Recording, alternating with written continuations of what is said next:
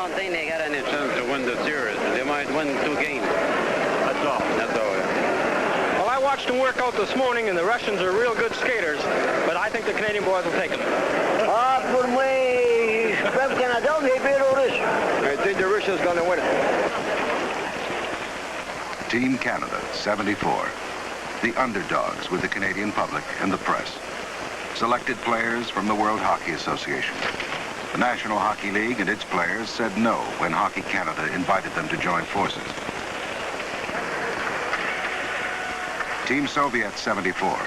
The very best players in the entire USSR. A country where there appears to be no conflict of interest when it comes to icing the strongest possible team, when so much sporting prestige is internationally at stake.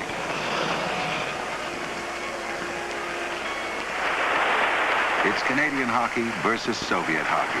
The founders versus the refiners. It's truly hockey versus Hokey.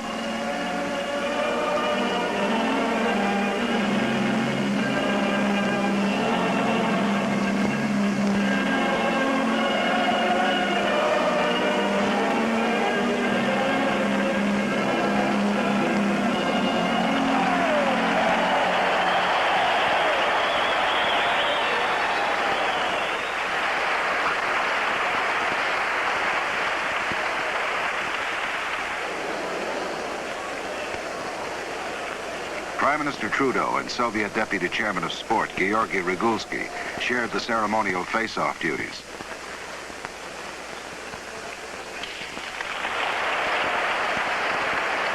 In just a moment, we find out if Team Canada 74, whose players went to their Edmonton training camp only 16 days before, could cope with the mighty Soviet hockey machine.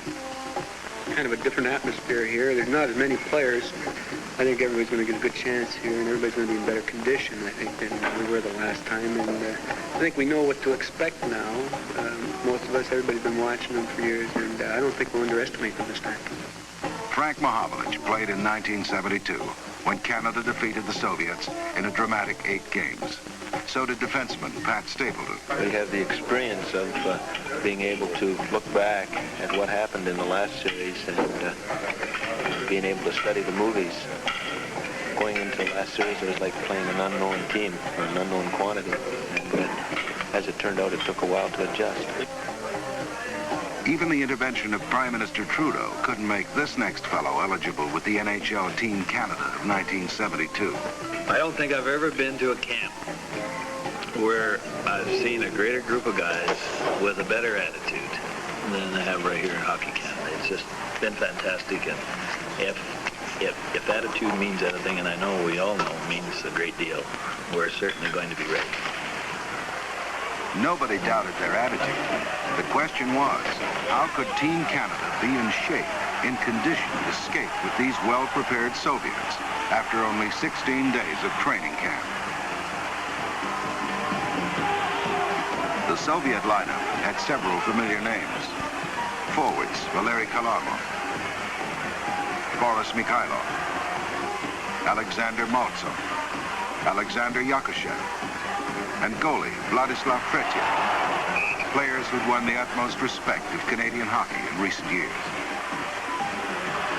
Team Canada's most notable names included Jerry Cheevers in goal, Pat Stapleton on defense, along with veteran J.C. Tremblay, and up front, Paul Henderson, the previous Canada-Russia series scoring hero, Bobby Hull, and Frank Mahovlich, Ralph Baxter, and a 46-year-old miracle man, Gordie Howe. It's the second period now, with Canada leading 2-1, and number 17, Valery Kharlamov, scores one of the most spectacular goals of the entire series.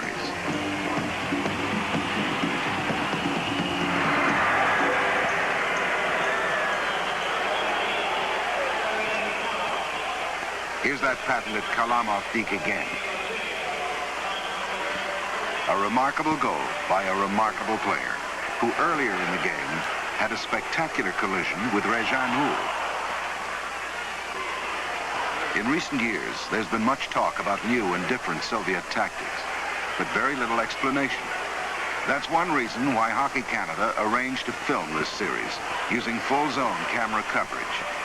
Later in this film, we'll take a careful look at Soviet strategies. Into the third period now, the Soviets leading 3-2. But number 16, Bobby Hull, ties the game and sends this Quebec crowd into ecstasy.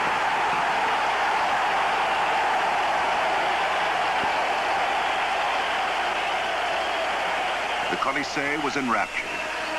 Here was Team Canada 74, outskating and outshooting the Soviets in the third period, when everybody predicted they'd run out of gas. With just about half a minute to play, number 27, Frank Mahovlich, had an excellent try for the winning goal. The game ended 3-3, a fitting wind-up to a well-played match, played in a style in line with Health and Welfare Minister Marc Lalonde's luncheon remarks to the two teams the day before. Les relations entre le Canada et l'Union soviétique durant les dernières années ont connu une expansion sans précédent. The relations between Canada and the Soviet Union during recent years has known an unprecedented expansion. And there is no doubt that sport is an element extremely important in the development of these relations.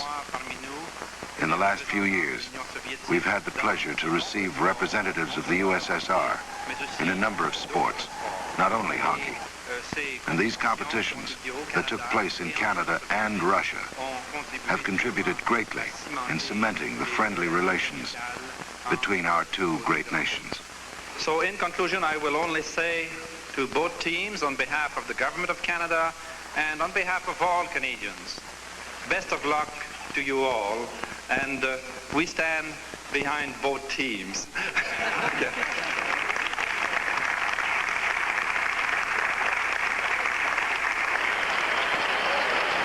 Game 2 was in Toronto, and this standing ovation was for the inspirational Gordie Howe. Tonight, his 19-year-old son, Mark, was in the Team Canada lineup too, and father and son, together with Ralph Backstrom, opened the scoring with a beautiful passing play. The puck goes from Mark to Gordie, back to Mark to Backstrom. Here it is.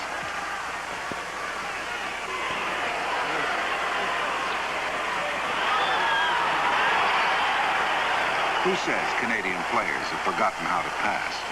The Howes and Backstrom emerged as Team Canada's most consistent forward line over the balance of the series. Face-offs was one area where Team Canada dominated the Soviets throughout the 8 games.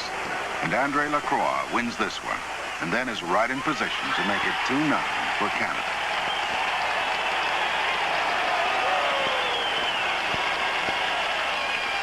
In the second period, with the score 3-1 for Canada, Vladimir Petrov scored a goal that hardly anybody saw. As we see it again, the puck was in and out in a fraction of a second. This would have made it 3-2 and may have affected the eventual outcome. Canadian referee Tom Brown, however, did not see the goal. When he consulted with the goal judge, who had put the red light on, the goal judge showed some hesitation, and so Brown ruled no goal. While on the subject of officiating, a certain amount of chippy play crept into this game. Players weren't always stopping on the whistle. Team Canada took a 1-game lead in the series, and as the two teams jetted to Winnipeg for Game 3, a lot of people who'd predicted the Soviets would win all 8 games were busy rewriting their scripts. I think we'll win it all. Oh, I think they've got a real good team. You can't beat Bobby Halл and Cheevers and Gordie Howe, and Stapleton's fantastic. These are guys that are really working together, and I think we're going to win all the games. Don McLeod took over in goal for Team Canada this night, one of 5 lineup changes gambled on by coach Billy Harris. And Team Canada fired 5 goals. Bruce McGregor,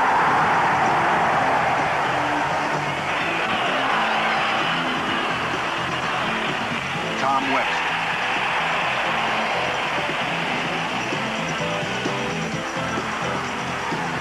Paul Henderson,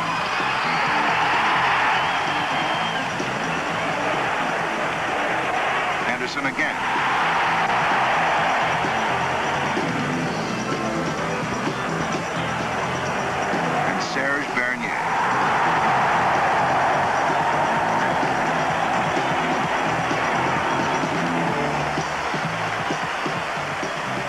Soviets bombarded McLeod with a barrage of 8 goals. Alexander Yakushev, Boris Mikhailov, Vladimir Petrov, Alexander Maltsev, Vladimir Shadrin,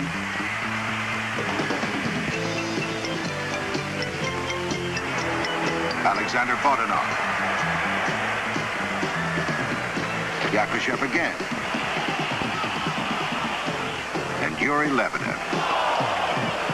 It was number 15, big Alexander Yakushev, who really got the Soviets into orbit in this game. This sequence from Game 2 shows the concentration and discipline of this great Soviet star.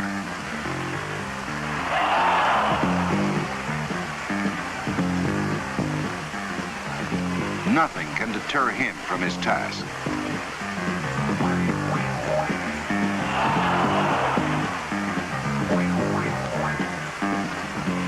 Later in the series, Bobby Hull, a player who should know, called Yakushev the greatest left winger in the world. It showed today that the Soviet team does have a definite edge in conditioning. And I think today with, as I said, the 3 games coming in a short period of time, it took more out of us. The first 2 games took more out of us than it did out of the Soviet team. And one wonders how much Team Canada missed those 5 players who sat out.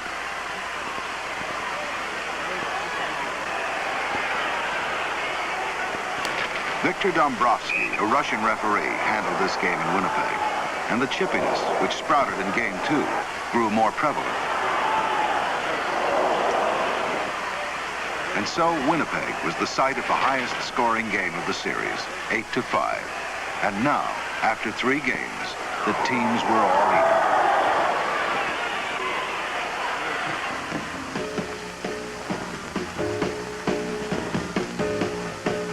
Vancouver welcomed the teams with 85-degree weather. And the Soviets seemed to be enjoying the newspaper accounts of their previous night's triumph, among other things.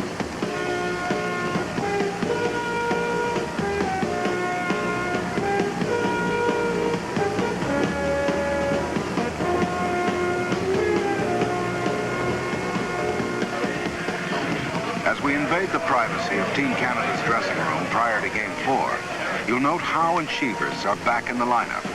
But Billy Harris stoutly defended his Game 3 substitutions. My feelings are that each player, there's 27 players on the club, they've given up 6 weeks to this project. As far as the camp is concerned, some of them have given up 2.5 months preparing for the series, and I have an obligation as coach that each player is entitled to take part in the series. And if I had to do over again, and I'd do exactly the same thing. In the first period, Gordie Howe scored on a play that again featured passing and shooting par excellence. Stapleton to Mark Howe to Gordie, who beats Tretiak with a well-aimed shot, tying the score at 1-all.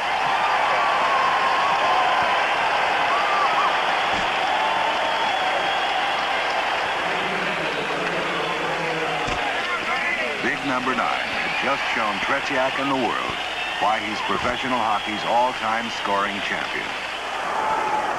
Team Canada beat Tretiak 4 more times within a span of 5 minutes, and still in the first period. 3 of the goals by Bobby Hull. That tied the score, 2-2. 3-2 for Canada. And with a Mahavlich goal just before this one, it was now 5-2.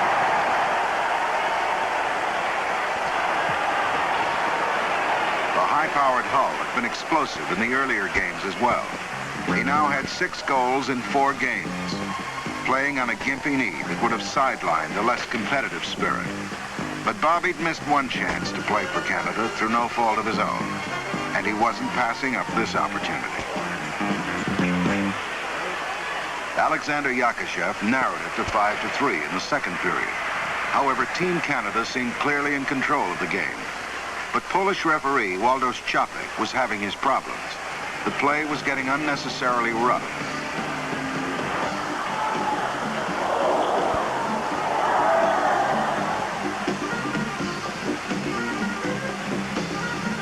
Either Czapek didn't see all that was happening, or the international officiating standards differ greatly from what Canadian professionals are accustomed to.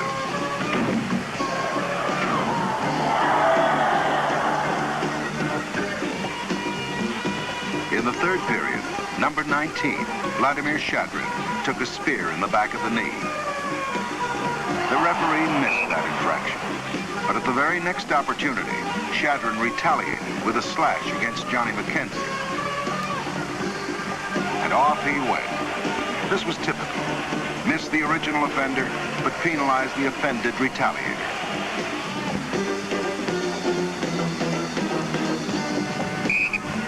In any event, Team Canada seemed to forget about hockey.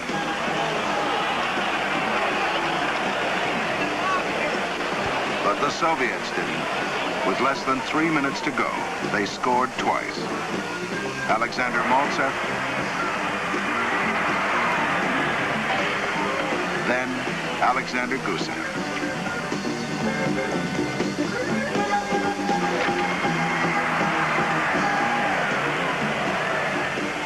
To escape with a 5-5 tie.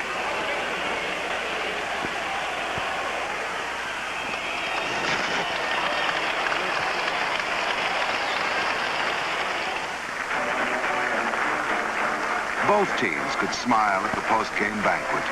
The Soviets lucky to be returning to Russia on even terms after generally being outplayed in 3 of the 4 games in Canada. Team Canada happy to be even after 4 games when most people had given them so little chance. But the Soviets' dramatic comeback here in Vancouver had spoiled a night that otherwise belonged to the classy Bobby Halll. It's been a terrific thrill for me. And I know that the last couple of years, in the first series, some of we has-beens weren't allowed to play against the Soviet team, which we certainly would like to have done, because these fellows on our right here are just fantastic athletes, and I admire every one of them. And it's been a great experience for me. And I know that my wife, her mother, my mom and dad will have a great time over in the Soviet Union. And again, I say it's been my extreme pleasure to play for the Harris and to represent Canada in one of the most fantastic experiences of my life. Thank you very much.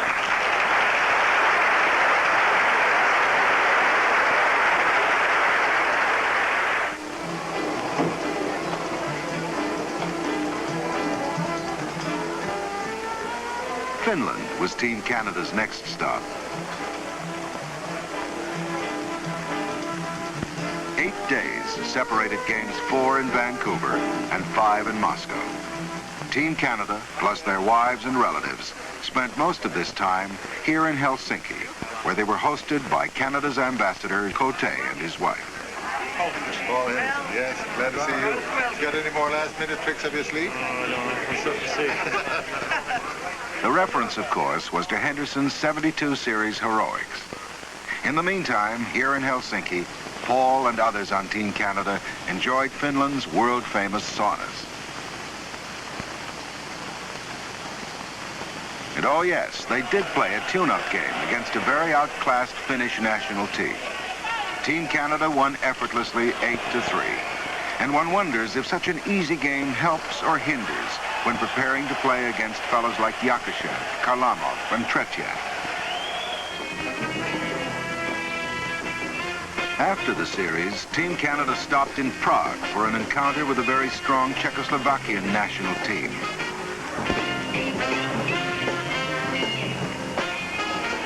Granted that this game came at a time when Team Canada was let down after a tough 8-game series. Nevertheless, the Czechs provided such a competitive challenge that one asks if Team Canada should have tuned up against this kind of opposition between games 4 and 5.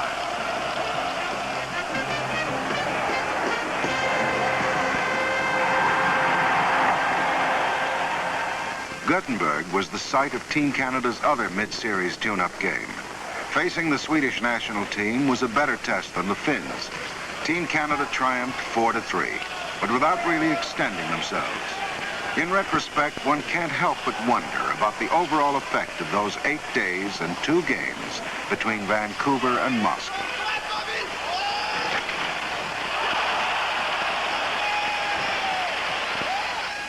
Moscow's Sheremetyevo Airport. Game 5 is just over 24 hours away as Team Canada arrives to be greeted by Canada's ambassador to the USSR, Mr. Robert Ford.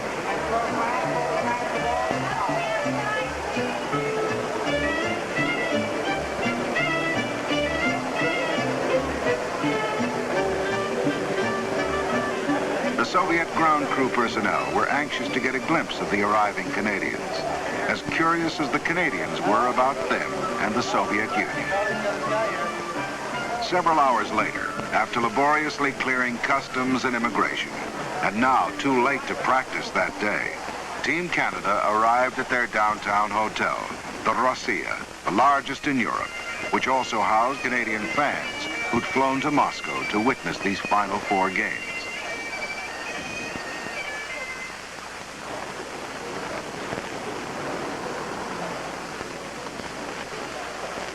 Right on the Moscow River, this massive hotel is next to the Kremlin and Red Square, which unfortunately was under repair during this Canadian visit. Close by is St. Basil's Cathedral, probably the best-known landmark in the entire country. This awe-inspiring piece of architecture dates back to Tsar Ivan the Terrible. The next day, a 20-minute bus ride through historic Moscow, past the Bolshoi Ballet and Opera House, through Moscow's wide avenues, and along the Moscow River, delivered Team Canada to the Sports Palace, site of the 4 remaining games.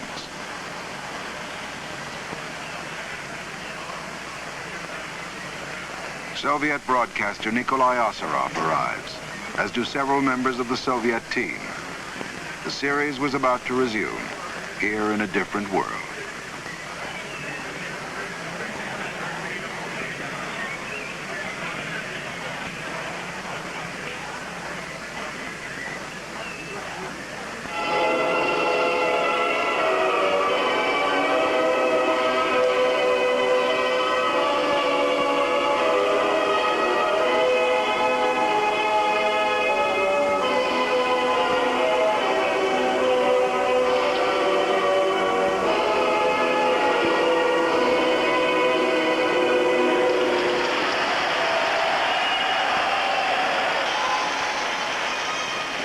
The Soviet symbol of hospitality is a presentation of bread with salt.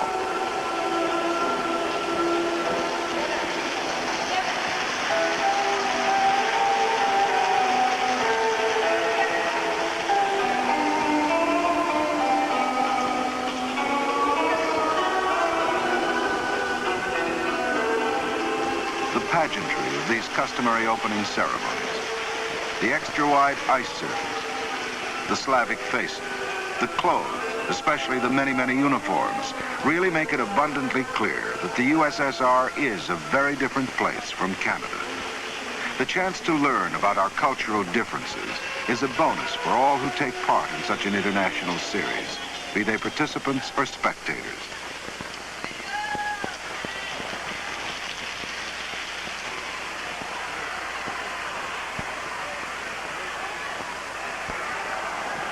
About 5 minutes into Game 5, and Alexander Maltsev got his first of 2 goals. As usual, the Soviets were forechecking strongly, and when Vikulov gains control of the puck, 3 Canadian players go after him, leaving Maltsev unchecked.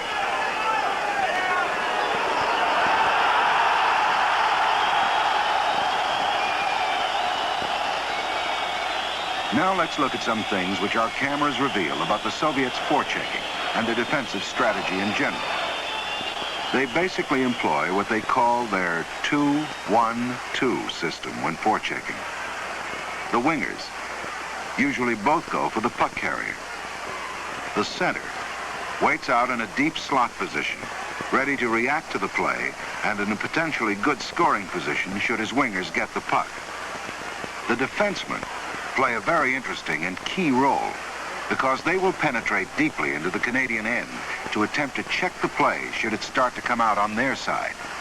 And when this happens, notice that the centerman's job is to fall back to cover up for the defenseman. Now, this happens occasionally in Canadian hockey, too. But in Soviet hockey, it happens with almost programmed regularity. Canadian coaches don't want their defensemen getting trapped up ice, leaving the opposition with a 3-on-2 or a 2-on-1. In traditional Canadian play, when two men go into forecheck, it's usually the two closest to the puck, with the third man hanging back, just the same as the Soviet center does. But then, when the play comes out on one side or the other, this forward goes to check, not the defenseman, as in Soviet play. Now here's an example in Game 2 in Toronto, where the Soviet system breaks down, and it results in a Team Canada goal. The problem here occurs when the centerman forgets to cover for the checking defenseman. Johnny McKenzie tips the puck past, and it's Andre Lacroix and Bobby Hull, 2-on-1 for a goal. In the center zone, the Soviet centerman frequently turns around and skates backwards, the same as a defenseman, and plays at the head of a defensive triangle. The strategy is to angle the play toward either boards, and frequently it ends up that a defenseman and the center make the blue line stand, instead of the two defensemen, as in Canadian play. And the Soviet defenseman, who's away from the play, cuts in behind the blue line to act as a safety, ready to retrieve the puck should it be shot in. The Soviets are very proficient at using the boards, much as a boxer uses the ropes to cut down the ring and corner his opponent. Soviet players will angle the puck carrier into the boards and out of the skating room. This angling into the boards is usually done quite carefully, making absolutely certain that the man is squeezed out. The Russians are seldom interested in plastering a man into the boards, as so often happens in Canadian hockey. The hard-hitting tactic of the Canadian style has the advantage of being physically punishing, but it's also dangerous. Bad timing, and you can miss your check and/or the puck altogether. The Soviet system is not as intimidating, but it certainly can be frustrating. One other point about Soviet checking. Seldom do they retreat to take a stand at the blue line, giving the other team center ice. The Soviets, to steal a basketball term, have a full-court press-on at all times. Witness Gordie Howe being badgered by 3 men here in center ice.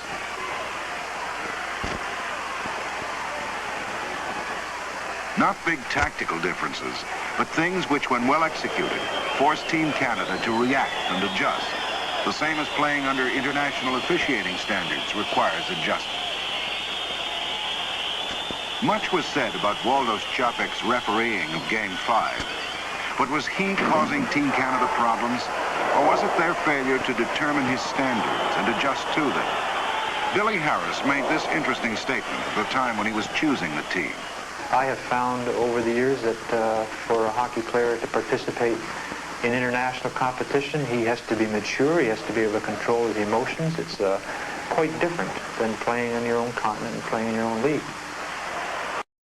Team Canada's officials and players knew prior to this series that the Europeans had only recently switched to the one referee, 2 linesman system. They knew that their discretion and judgment, on penalties especially, would differ from what we're used to in our leagues. But under the white heat of international play, heads don't always stay cool. I think the game tonight was quite chippy, and I think this comes about from inconsistent officiating by the amateur officials, who I feel as part-time referees do a pretty good job. Ralph Backstrom might disagree with his coach's assessment. Backstrom received a misconduct penalty when he complained about Valery Kalarmov going unpenalized after he kicked the feet out from under him.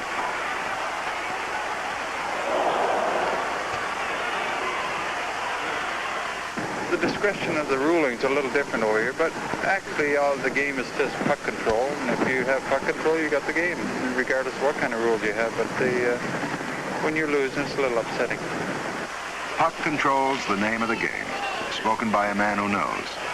And here comes Alexander Maltsev to pot his second goal of the evening as the Soviets won Game 5, 3-2, to take a one-game lead in the series.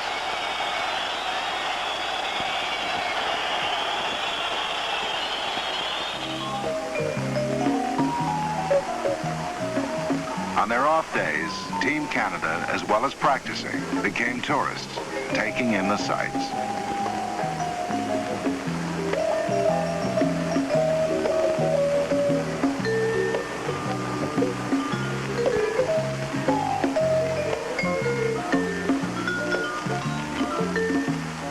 Souvenirs were a must. This is a state-operated Berioska store, where only tourists are allowed to shop, and all purchases must be made with foreign currency.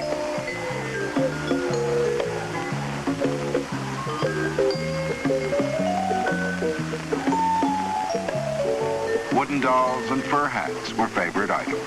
Everybody who comes here in Moscow or Russian, he has to buy a hat to take home. We wondered if Paul Henderson found Moscow any different this second time around. Well, I really think there's a lot of difference. I think the number of cars in the street is unbelievable, and I think the clothes on the people, they're far more colorful, and I'm getting out and seeing the city, and I'm having a great time. We're far more relaxed, and everybody's having a great time this time. So win or lose, draw, we're having a good time. Too good, perhaps. By contrast, the Soviet team had but one free day when they were in Canada. And that wasn't until after the 4 games were over and they were on their way home via Montreal. Denim jeans and jackets proved to be their favorite purchase. Back in Moscow again as Team Canada attends the official Canadian Embassy reception. I've seen you on television. We missed you in 72, by God. Yes, indeed. Those other guys didn't. And after the hospitality of Ambassador and Mrs. Ford, it was off to the circus, leading one to ponder if all this extra activity was taking Team Canada's collective mind off its assigned mission. Certainly the players weren't eating, breathing, and sleeping hockey all the time they were in Moscow. On the other hand, they didn't plan this agenda for themselves.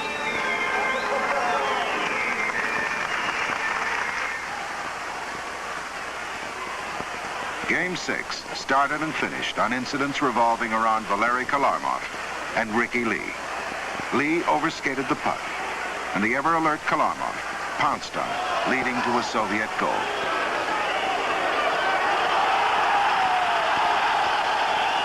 In the third period, Kalarmov emerged from the penalty box just in time to split the defense and make the final score 5-2 for the Soviets. I think, if you remember back to the first game, was the only game that he really put a burst of speed on and went between the defense and scored a goal on it, which was probably the nicest goal of the series. And it seems to take a little bit away from his game by passing around. In our system or our type of game, that Karmelov would be much more effective where we have an individual player than, say, a team game. And as Game 6 ended, Karlamov and Ricky Lee met. The provocation, the retaliation, and the repercussions of this incident reverberated right back to the Canadian Senate. По нашим советским законам. The Speaker is Boris Kalagin. According to Soviet law, criminal law, the Canadian player who started that fight and injured our player. According to our criminal code, he should be jailed for 15 days. We call such people persona non grata.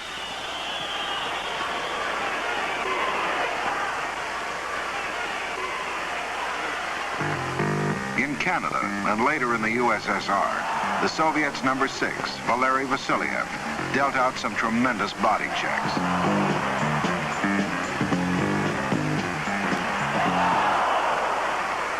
And here, in Game 6, right after this check on Bruce McGregor, another altercation broke out.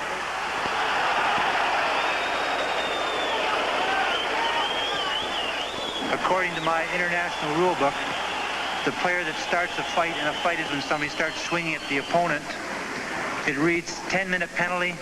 The referee had already called a 2-minute penalty on Vasilyev, which should have meant 12 minutes McGregor did not throw a punch. At the worst, you get 5 minutes for retaliating. The call should have been 12 minutes for Vasiliev, 5 minutes for McGregor. Could somebody explain to me why it was 5 minutes apiece? Up to that point, it was a pretty good hockey game. Got a little chippy after that strange incident.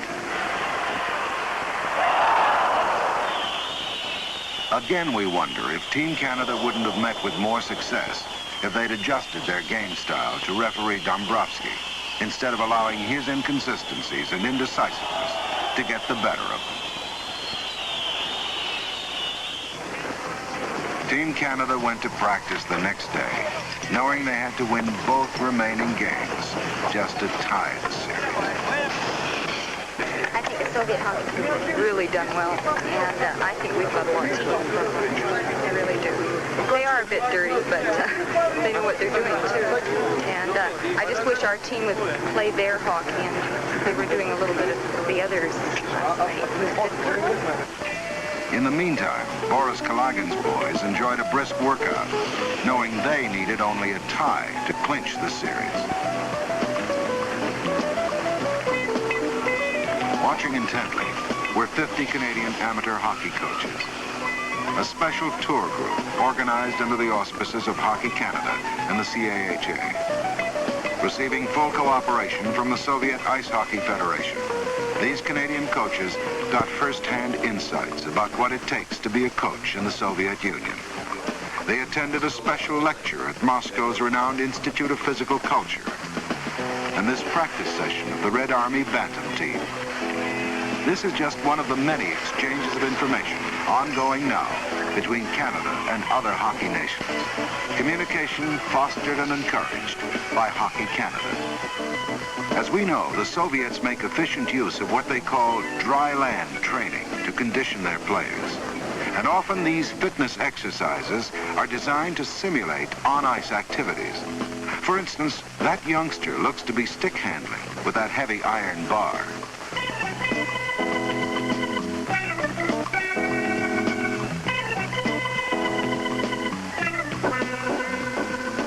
This inventive technique of the Soviets to devise year-round training methods, such as these skiers jumping off a synthetic surface when snow isn't available, has no doubt helped them to attain such finely conditioned international sportsmen.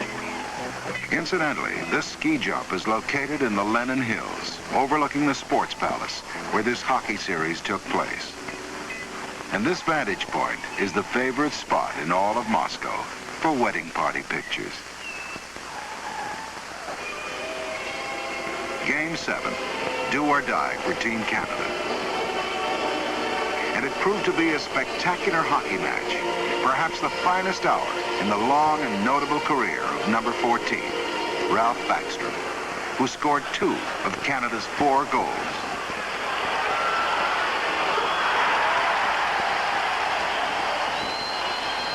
Nobody gave more of himself in this series, game in and game out, than the 37-year-old Backstrom.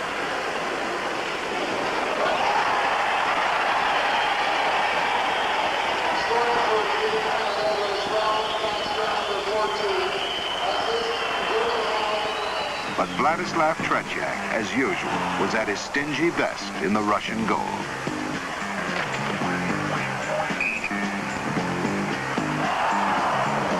Just as back in Canada, Tretiak, wearing his familiar wire mask, earned Team Canada's total respect.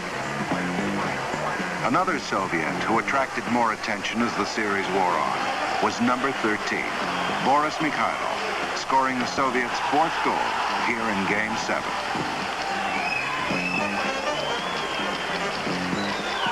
Earlier in Canada, Jerry Cheevers had demonstrated a marked dislike for Boris's tendency to lurk in his goal crease. But apparently their differences were settled in gentlemanly fashion. Mikhailov, their captain, was described by Team Canada players as the very heart of the Soviet team. As Game 7 drew towards its conclusion, attention was drawn to the fact that the clock had kept running for several seconds while the play was actually stopped. Now here comes the most controversial incident of the entire series. Bobby Hull scores. The puck is in the net. In fact, it's on its way out again. Here it is again in split screen. Notice the lights behind the goal. Neither the green to signal the end of the game nor the red to signal the goal is on, but the puck is definitely in the net. Now, by viewing a frame at a time, the green light comes on prior to the red. And referee Tom Brown ruled, in his best judgment, that the goal was scored after the conclusion of regulation time. To be fair, Brown made his call without the benefit of high-speed photography or a TV replay, and he called it as he saw it. But one can't help speculating about the effect of those valuable seconds that were lost when the clock was allowed to run during timeout. The final score was officially 4-4. The Soviets had won the series. In the 7 games, they'd outscored Canada 29-25. And this is a good time to look at the Soviet offensive strategies. They rely heavily on lightning speed counterattack as soon as they gain control of the puck.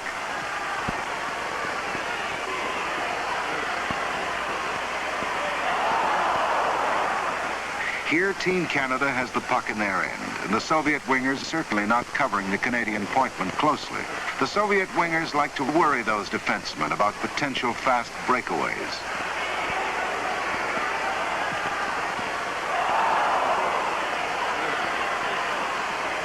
Now, as soon as one of their defenders gets the puck, it's up ice almost in the same motion. Very, very seldom will you see the Soviets take the puck in behind their own goal to slow the play down and get set up as you so often see Canadian clubs do. The Soviets also make many long cross-rink passes, a type of pass that Canadian hockey theorists consider quite dangerous because of the great possibility of interception. The Soviets like to make these long passes against the flow of play to catch the checkers going in the wrong direction.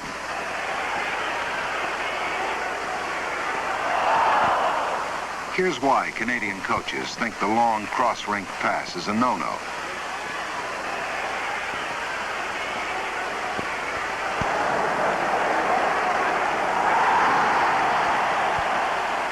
You heard what Gordie Howe said earlier about puck control, and it's basic to the Russian game. Seldom ever will you see them shoot it in over the blue line. If their way is blocked to carry it in, they'll cut back, regroup, and try again.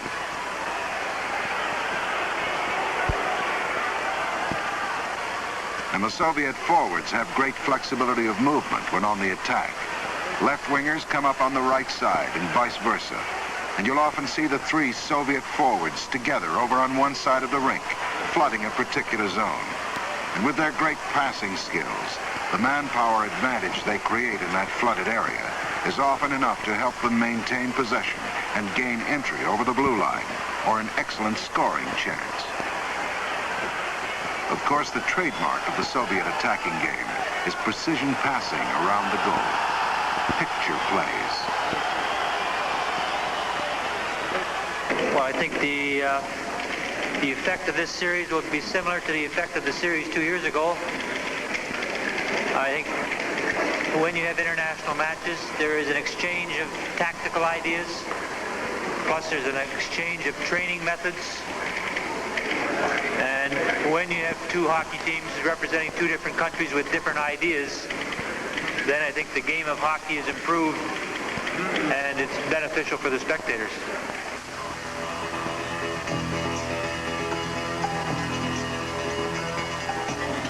Another off-day tour enjoyed by the visiting Canadian press and radio corps took them to the exhibition of economic achievement, where there were many interesting displays on the Soviet space program, another field where the Russians are beginning to exchange information with the West as they prepare for joint space missions.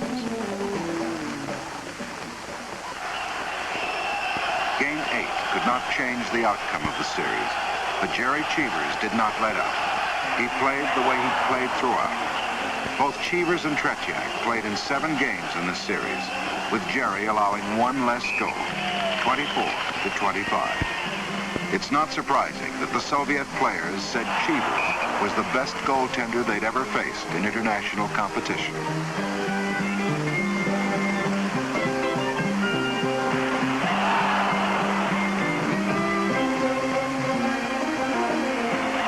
This game was the final opportunity for Soviet fans to see Canadian hockey's living legend, Gordie Howe, now in his 47th year, in a professional career that spanned almost 30 seasons, playing at this international level with his two sons, up against young men half his age.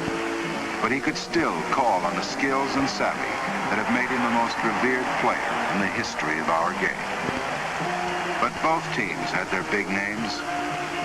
Yakushev, Hull, the series scoring leader, Karlamon, Backstrom, Tretiak, Cheevers, Vasiliev, Stapleton, Howe. And every game had great moments of skill and finesse. For the most part, this series was a shining example to the youth of Canada, the USSR, and other hockey nations. 2 years ago, I was interviewed, and I felt the progress the Soviet hockey team has made over the last 10 years was almost frightening.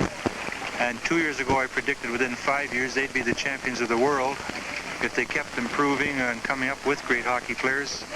But I have that much respect for the Soviet team. I feel they're probably the best hockey team in the world.